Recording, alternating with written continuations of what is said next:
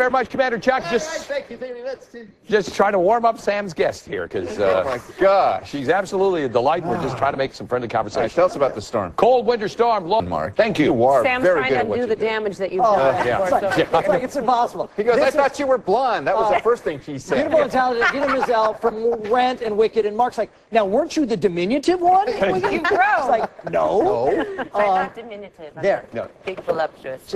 Well, I'll say. Hey, see, you bring it right back to where I left off. There we are. Why doing it? Come on, he's Mark's moving adjusting his furniture. seat. We're going to talk to Idina in just a second about a new movie. We're going to make her sing 50, every song from Rent. No, Okay, I'm not singing. well, whatever. Started this morning with some Oscar mania. We're psyched for the Academy Awards last night, a charity benefit. Tons of stuff. That's the song that Mark was singing. I see you checking me out. Yeah. I heard him singing that in the makeup room this Is morning. that in the shower? It's kind of scary. Stars I see you say. checking me out. Here I am looking in the mirror at myself. This, we have this whole ethical thing. This is the concern. Really. Why does anybody not write about that? No, Stars really? say- Yeah, I mean, out of all the things they write about. Yeah. Stars say they like the fashions and the wheels. Who will be Best Supporting Actress? Our expert Tom O'Neill from The Envelope weighs in on that. Tom O'Neill, who of course joins us here all the time to talk about awards. You can catch him every single day, updated throughout the day on theenvelope.com. Oscar Talk, Best Supporting Actress. And these are names we know and names we don't know.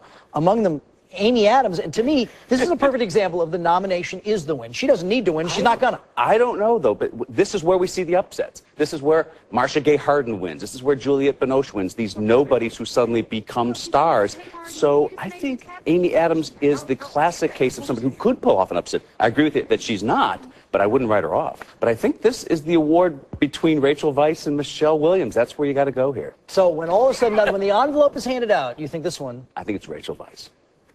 All right, whole thing happens on quizzes, fun. It's the most exciting adventure you can possibly have on the web. Who's co-starring with Amy Adams in a new movie? Our guest is a superstar of musical theater. So wait, you have the same publicist. I'm sorry. That's so Hollywood. It is so Hollywood. We're doing this movie in April called Enchanted, and Amy plays this beautiful princess that gets dropped into real New York City, and I play this woman who's with the guy that she ends up falling in love with, and blah blah blah blah. And it's a musical. It actually has animation, and it's a musical, and then it's just real life. And Susan Sarandon plays the queen. It has like Disney aspects to it, and it's great. Idina Menzel, no stranger to any of this stuff. You love her in Rent and Wicked, and a new movie that's coming out, Ask the Dusk. We're going to start with. It is like picking amongst your children, but all these great musicals, people had such affection for Wicked. Yeah. Why'd you like it so much?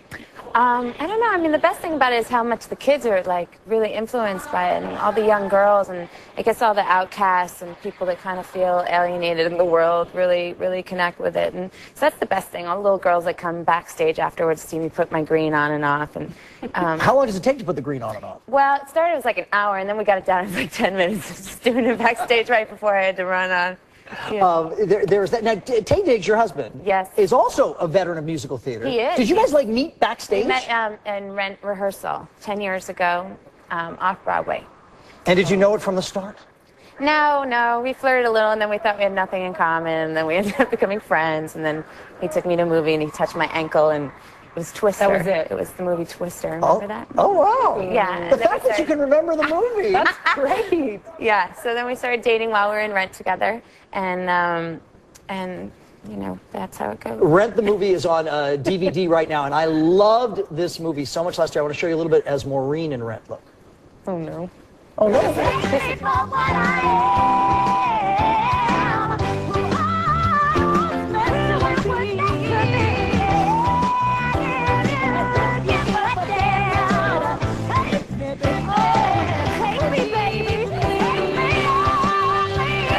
I worked so hard on that. You worked so hard I on wondered about that. On the moving across the choreography, pool table, pool table choreography. What did you have to do?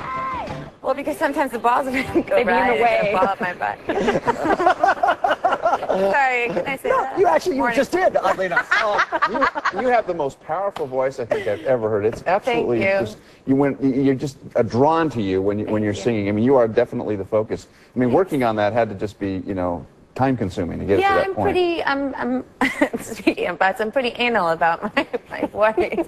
I take voice lessons and I really work hard. And And do you have to warm it up, or honestly, can you belt out, like, can we just say, No, oh, like it's a in- real whole process, or? yeah, no, and the older you get, the harder it is too. Really? Yeah, it's especially singing that kind of music. It's not easy to kind of just wake up and. How long do does it take to warm up? I did like 25 minutes in the shower, and at Wicked I had this like chair in my shower, and I'd steam, and for my face for the green makeup, and also to help the chords. And it's a long process. Wow. Idina's here to talk about this new movie, Ask the Dusk. Robert Towne, who of course is the writer of Chinatown, a really respected screenwriter and director, has made this. And tell us what it's about. Ask the Dusk. It takes place in the 1930s in old LA, and it's about Colin Farrell and Salma Hayek. And Colin Farrell is this struggling writer named Arturo Bandini, and he falls in love with this beautiful Mexican woman played by Salma, obviously. and I actually become like this muse to him, and this wounded soul that's sort of infatuated with Colin's character, which wasn't difficult. And I sort of inspire him to start writing, and it's a beautiful movie, which Robert, is known for doing old Los Angeles better than anyone. Yeah. Ask the Dusk is in theaters next Friday. We should also tell you that Bambi 2, which you're also in. What aren't you in? I'm not in Bambi too. You're not in Bambi 2? Am I? Yes. No, I'm not. You're not? Don't argue with her about I'm not in Bambi, and I'm not blonde.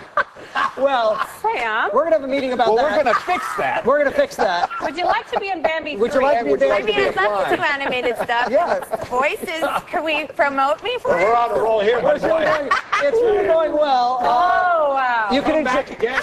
We would love you to come You can back. enjoy Debbie Smith in her next production.